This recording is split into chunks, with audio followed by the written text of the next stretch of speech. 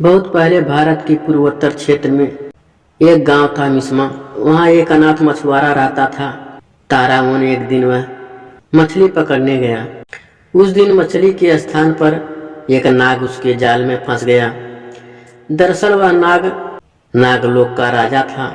अपने पिता को जाल में फंसा देखकर नाग कन्या घबराई। उसने सुंदर स्त्री का रूप धारण लिया। वह तारामन के पास पहुंचकर बोली, यदि तुम मेरे पिताजी को छोड़ दोगे तो मैं तुमसे विवाह कर लूंगी। युवक मान गया और उसने नाग को छोड़ दिया। नाग कन्या ने उससे विवाह कर लिया। तारायन और कन्या का विवाह गांव वालों को नहीं भाया। उसने विवाह की खबर राजा को दे दी। राजा ने तारायन को बुलाकर कहा, तुमने हमारी परंपराओं को तोड़ा है, तुम्हें दंड मिलेगा। कल सुबह तुम्हारे और मेरे मुर्गी में लड़ाई होगी। जो हारेगा उसे गांव छोड़कर जाना होगा। युवक डर गया। उसने घर आकर सारी बातें पत्नी को बताई। नाग कन्या बोली, इसमें इतना डरने की क्या बात है, मैं अभी नागलोक से एक बलवान मुर्गा ले आती हूँ। यह कहकर वह नागलोक चली गई। कुछ देर बाद वह मुर्गा लेकर आ गई। दूसरे दिन राजा और युवक के मुर्गे आपस में भिड़ गए। नागलोक का मुर्गा अधिक बलवान था, इसीलिए राजा का मुर्गा हार गया।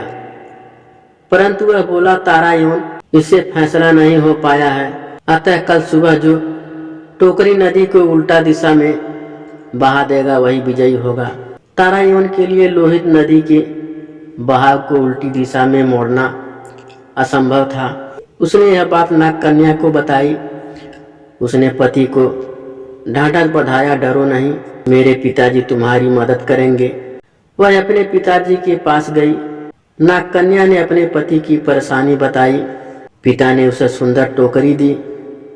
कहा, टोकरी को नदी में डालते ही धारा उल्टी दिशा में बहने लगेगी। नाग कन्या अपने घर पहुंची। उसने तारायन को सारी बातें बता दी। तारायन ने टोकरी नदी में डुबा दी। इस पर तुरंत नदी का बहाव उलटकर राजा के महल तक पहुंच गया। तारायन खुशी से झूम उठा।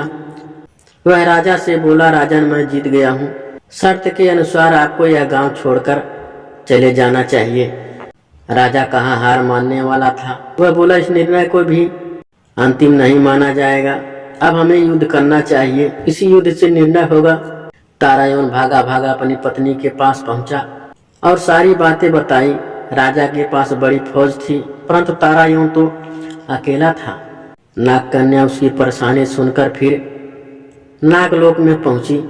वहां एक सोने का ढोल और उसे बजाने की छड़ी ले आई। सुबह राजा अपनी फौज के साथ लड़ाई के लिए आया। तारायन पहले से ही तैयार था। राजा और फौज को देखकर नाग कन्या ढोल बजाने लगी। ढोल की ढमढम सुनकर वृक्ष, जानवर, घास पत्ते आदि नाचने लगे। राजा और सैनिक भी हथियार फेंककर झूमने लगे। अब तारायन और अपनी पत्नी नाग कन्या गांव के राजा रानी बन गए। आज भी अरुणाचल के वंशज तारायन जनजाति के नाम से जाने जाते हैं।